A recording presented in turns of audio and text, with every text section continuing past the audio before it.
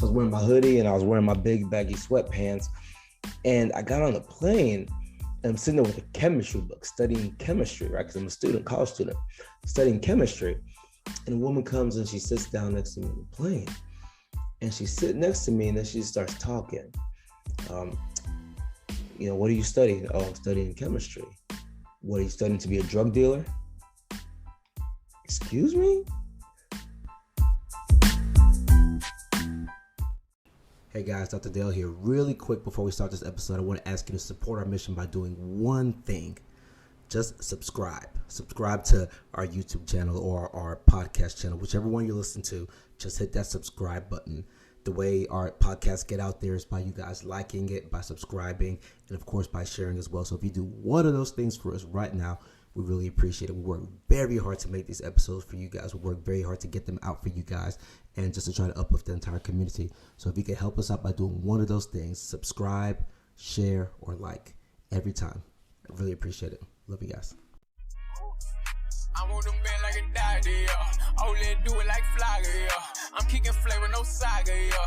Hey, I like them blues. I might go Janet like Jackson. I got them options, yeah. It's all about progression. Life is like a blessing. Everything a win, loss is like a lesson. Ooh, ooh.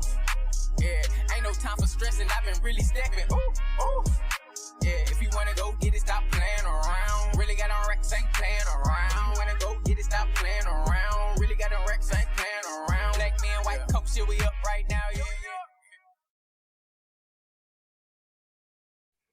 What is up, family? I'm Dr. Dale, the author of How to Raise a Doctor Wisdom from Parents Who Did It, the author of PreMed Mondays, the author of Black Men and White Coats, the author of the Dr. Doc Children's series, and the author of a new book that I will be releasing in a month or two, something like that, called Author and Expert, to teach individuals like you how to write self-published books the way I do and kind of position yourself in your field in a certain way if that's what you're interested in doing. This is the Black Men and White Coats podcast. So today's different. Today's going to be a different type of episode because who's the guest? I am the guest. I wanted to do a solo episode. It was actually my brother's idea, Dr. Dayon's idea. He was, we're going through our lineup and we have all these people that we're going to interview, et cetera. He was like, you know what? People haven't kind of heard your story. People haven't heard, why we do Black Men and White Coats. And some people know it. Yeah, if you've been rocking with us for a while, you know it. But probably most people don't quite know where all this kind of came from. So I'm going to tell you the very kind of some of the origins. I'm not going to go through my whole life story, none of that stuff, but I'm going to tell you kind of the impetus for when Black Men and White Coats, not when it started, but when the feeling to do something about all this, when that came. I'm going to share that story with you today. Before I hop into that, let me remind you all the scholarship, MCAT scholarship, we're going to be paying for MCATs and we're not getting enough people applying. We have people applying, but some of you all are applying and not completing the thing. You gotta fill everything out. You gotta follow the instructions, right? We want to give you the money. I can't take this money home, right? This is money that's been donated for us to give to you. So I can't keep this money. I want to give it to you. We want to give you the money, help you take care of the MCAT, take care of your MCAT costs. So apply. All you gotta do is apply, finish everything out, and we're gonna be giving out some money. But anyways, this week's winner is Miss Trinity Oliver. Miss Trinity Oliver from Howard University. Phenomenal application. Trinity looked over your stuff, and I think you're going to make an excellent, outstanding individual in the healthcare field. So I'm going to put your video right here. Hi everyone, my name is Trinity Oliver. I'm a sophomore biology major with chemistry and journalism minors at Howard University. I am also on a pre-med track and a member of the third cohort of the CAR STEM Scholars Program, which prepares high-achieving STEM students for a career in research. So consequently, I want to be a physician scientist, which means that I both want to be a doctor and do research. And I just overall think that for the clinical side of things, I'm going to make the medical field a better place because I really want to advocate for the amount of youth who aren't being treated by pediatric rheumatologists and just bring awareness to the fact that kids can get arthritis too. We need to focus more on the autoimmune diseases of muscle and joints in children because if we overlook it, then there will be a lot more kids that will have long-term, lifelong, and life-altering problems. And I really hope that Black Men and White Coats helps me fund my MCAT for the first step of my medical journey.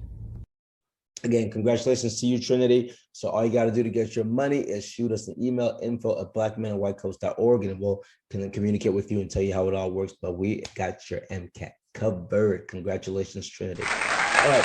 So, man, let me tell you guys about why we do what we do. Why we do what we do. And it's for a lot of reasons. I'll just kind of tell you some of the key points in terms of how Black Men and White Coats came to be. And it kind of goes back to my college years. And really, I always tell people that my first great mentor was a guy named Dr. Ellis Ingram. And Dr. Ingram is still a phenomenal mentor to me. He's actually on the board for diverse medicine. But Dr. Ingram ran a program in Columbia, Missouri. I went to the University of Missouri. He ran a program called the Caleb Science Club. Caleb Science Club, him and his wife, Pamela Ingram, they run that program. So I got pulled into that program when I was in undergrad and did a lot of work with it in medical school as well. But at undergrad, I got pulled into the program, and really the big thing for me, the takeaway there was watching how he mentored people, watching how he was impacting people's lives, and he didn't have to do it. He felt as though that was part of his mission, a calling from God to go in there and help some of these inner city kids in Columbia, Missouri. And not just inner city kids, he was helping all of us. He was helping the pre-meds, the med students, the residents, everybody. He was kind of one that we all kind of looked up to, and he helped us get to the next level. And so many people who've gone through his program have gone on to do great things. So I kind of watched him, how he moved peripherally, and that gave me an idea as to the type of person that I wanted to be from a mentorship standpoint, right? So I was Dr. Ellis Ingram. When I was a junior in college, I was flying to my cousin's wedding. So I was in Columbia, Missouri, drove to St. Louis, because back in the days, Columbia, Missouri didn't really have any airports, right? They had the little rinky-dink propeller airplanes. I wasn't trying to fly in any of those things, right? So I would always go to St. Louis or KC, but this time I went to St. Louis, and then I flew to Chicago for my cousin's wedding. And, you know, I was a junior in college, so I would have been 20 at that time probably. And I was dressed like we used to dress back then, right? It was cold, Missouri. I'm dressed like we used to dress. Had my big baggy sweats on, my hoodie. Normally I'm always wearing a hoodie. Right now I'm rocking my Black Men and White Coat tee. Check it out. But I've got my hoodie on the floor right next to me. I just took it off for this video. But typically if I'm at home or doing something relaxed, I'm always rocking a hoodie. That's just what I do. So I was wearing my hoodie and I was wearing my big baggy sweatpants. And I got on the plane and I'm sitting there with a chemistry book, studying chemistry, right? Because I'm a student, college student, studying chemistry. And a woman comes and she sits down next to me on the plane. And she's sitting next to me and then she starts talking. You know, what are you studying? Oh, I'm studying chemistry. What are you studying, to be a drug dealer? Excuse me? I'm studying chemistry, like chemistry, the science. Because I said chemistry, am I studying to be a drug dealer? And then for the rest of this flight, she just berates me. She tells me that I dress funny. Why do you dress like that? Do you think you're cool? Do you want those guys who's sagging? Why do you talk like that? Yo, doggy, doggy, you think you're cool? Something like that. And she just talks about me. She has no idea who I am. But based on the way that I look, maybe it might have nothing to do with my race. I'm not saying it's because I'm a Black man. I don't know. But something about the way I look led her to believe that my dress was inappropriate. My language was inappropriate. I was studying to become a drug dealer. And I remember she, she was berating me the whole flight. And then I remember her telling me something to the effect of, nobody's going to take you seriously. You're not going to be successful in life. And I've never forgot that, right? That stung. It's like 15 years ago plus now, right? That stung. And I remember getting off the plane and my parents picked me up and talking to my mom and saying, man, this is what happened. Is that what people think when they see individuals who look like me? Is that what people think when they see young Black men? And again, maybe it's not because I'm Black, but is that what people think? I'm just asking a question. When they see people who look like me, that we can't do anything, that we're going to be failures, we're not going to be successful. And that really stuck with me. And if I had to say one thing that was kind of the largest impetus for us doing the work that we do now, it was that day. And the reason is because I thought to myself, here she is criticizing me, somebody she has no idea who I am. And whether purposefully or inadvertently, trying to shake me up from whatever journey I'm on, whatever goals that I was trying to chase to become successful, trying to take me off that path somehow by criticizing me, by talking about the way I look, tell me I won't be successful. And again, I'm not sure she did it on purpose. Maybe she was just stating her opinions or something. Maybe she was altered from a mental standpoint. I don't know. I don't know why she would say those things that she said, but she said it. And had I not already had that mental fortitude to know that I could be successful, I think at the time I just got accepted to medical school, right? I think I was early in the junior year. I just got my first medical acceptance, right? Had I not had that mental fortitude to know that, hey, I'm a straight A kid. I've worked hard for this, right? I'm gonna make it. Whatever she said, I'm gonna. Had I not had that, had I been just some individual who's just trying to figure out my life, right? Somebody who didn't have the confidence. The things she said could have really thrown me off, and that bothered me because I started to think, how many people out there are in this situation where this is the information they get from the world, this is the information they get from society, that they can be successful, that the way they're doing it is wrong, the way they look is wrong, the way they dress is wrong, the way they talk is wrong. How many people are getting that message from society? And because they hear it so much, it throws them off and it makes them not want to go pursue that greatness. And that's stuck with me ever since. And I just always remember thinking, I just think to myself, like, that's just not cool. That's not fair. It's not cool that people feel as though they have the power to tear other people down. But at the same time, even though it's not fair, even though I don't think it should happen, at the same time, we have to equip those individuals for when things like that do happen, right? So people talk about Black men and white coats, and I think some people sometimes believe that we're an organization that tries to make excuses or ask for mercy, or or make it stuff like that. That is not Black men and white coats. That is not what we do. Anybody who does anything with us knows that what we're about is equipping people for greatness. We're not about making excuses. We tell you like it is. So those of you who've seen the documentary, we tell it like it is. If you haven't seen it, check it out. bmwcmovie.com, bmwcmovie.com. We state the facts, we state some opinions, we state some thoughts. So, we tell it like it is, but we're not making excuses. At the end of the day, we know we've got to get this done. So what we do is we equip people, right? And that incident on the airplane was the strongest inciting factor that I can think of that led me to say, you know what we're going to do? We're going to focus on equipping the next generation of leaders in medicine from all backgrounds. We do work, not just Black people, with everybody. However, specifically for individuals from diverse backgrounds. So that actually is kind of the thing that kind of set the platform to get me more involved in mentoring with Dr. Ingram and such. And that's where my heart for the mentoring came from. Fast forward a couple of years, I finished med school. I moved out to North Carolina, where I do my residency at Duke. And when I'm there, I realized that, man, there were so many kids I used to do work with Dr. Ingram's group, like mentoring, such that I can't mentor anymore. Like, wouldn't it be cool if there was a way to have better communication for mentors and mentees across the country? So that's where diverse medicine comes in place. So right now, everybody's doing the Zoom thing and everybody's getting so used to this distance relationships. Well, we started that, we were doing this a long time ago in medicine. That was our entire premise. That's where diverse medicine, our nonprofit, came from. It was the idea of having web-based mentoring for all. Over the years, we've kind of shifted what we do with the nonprofit, and we've separated it to other parts of our organization. However, that was the idea, was diverse medicine, web-based mentoring for all. And that started because, again, when I went to North Carolina, I wanted to create something. I wanted to establish something where people can mentor people across the country, and there was no excuse for somebody not to be able to find mentorship. So we did that, and we still do that through diversemedicine.com now, which is another branch of what we do. However, that's where that came from. That's where that came from. Now, Black Men in White Coats itself as an organization, again, if those of you who've watched the film, you would know, this came in 2013 when I saw this report from the AAMC saying the number of Black men applying to med school was dropping, while other race gender groups, it wasn't dropping like that. It was Black men. There was an issue there. So that's where we started Black Men in White Coats. And, over the years, a lot of things have happened. So every Monday night we meet with a group of pre-meds, and I was talking to the pre-meds earlier on tonight, because I'm recording this on a Monday night. So I was talking to the pre-meds earlier on.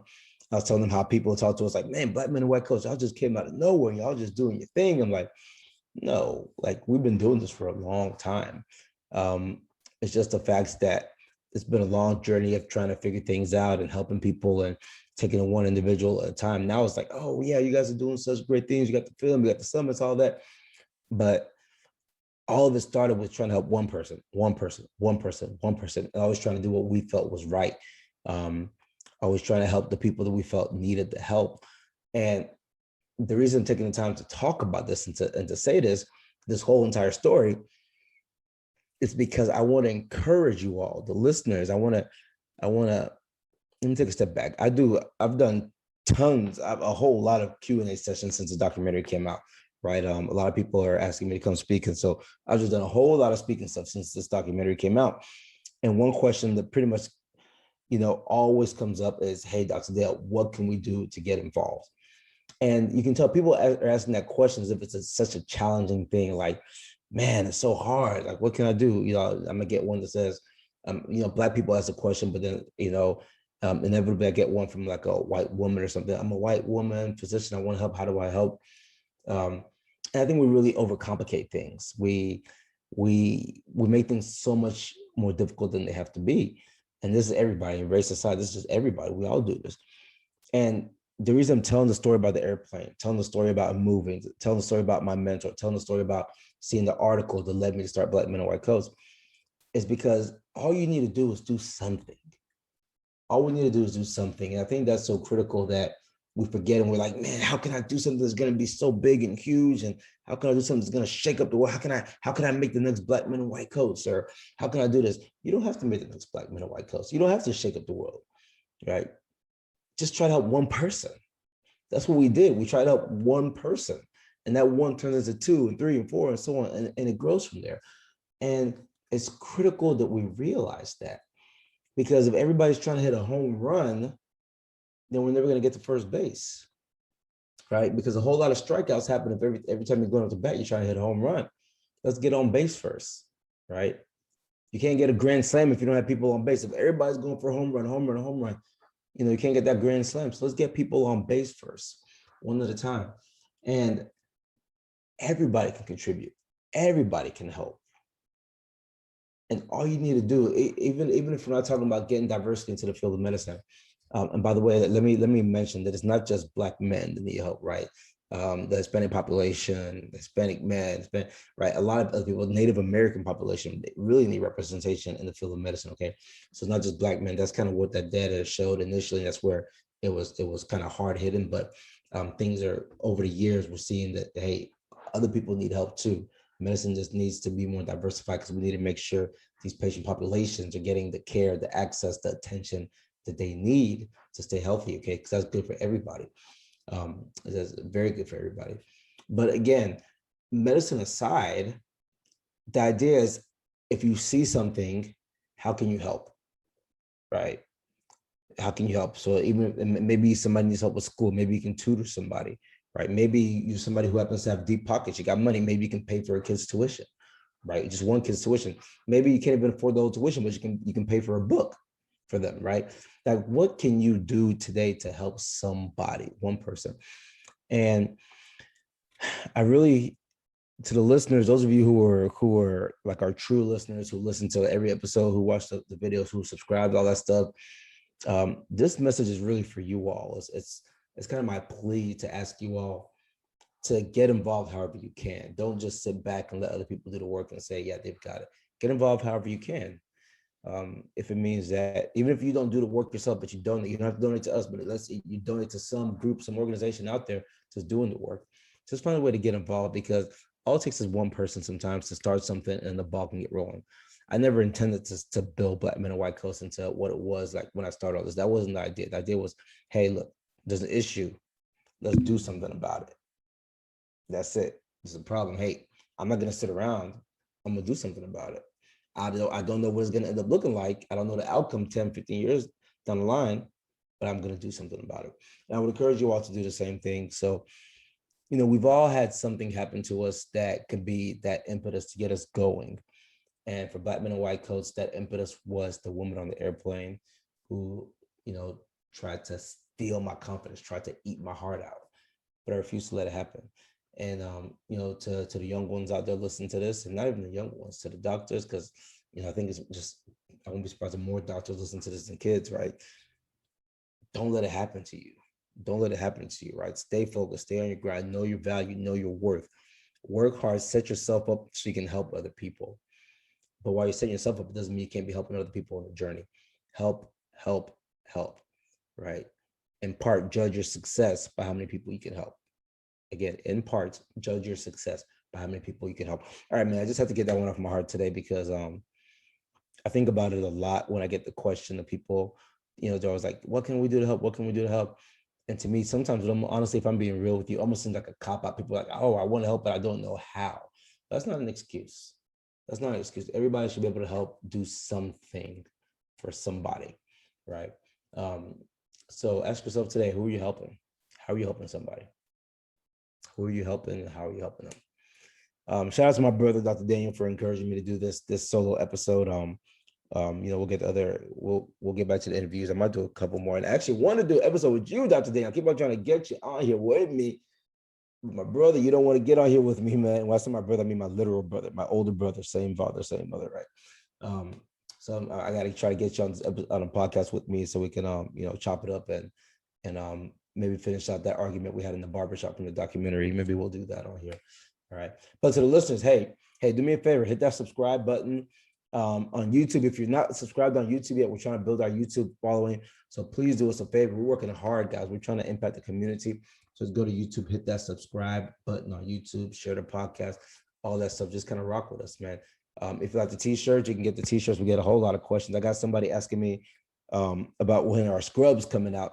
So, hey, we've been looking into that too. So hang tight about the scrubs. Okay. Hang tight on scrubs.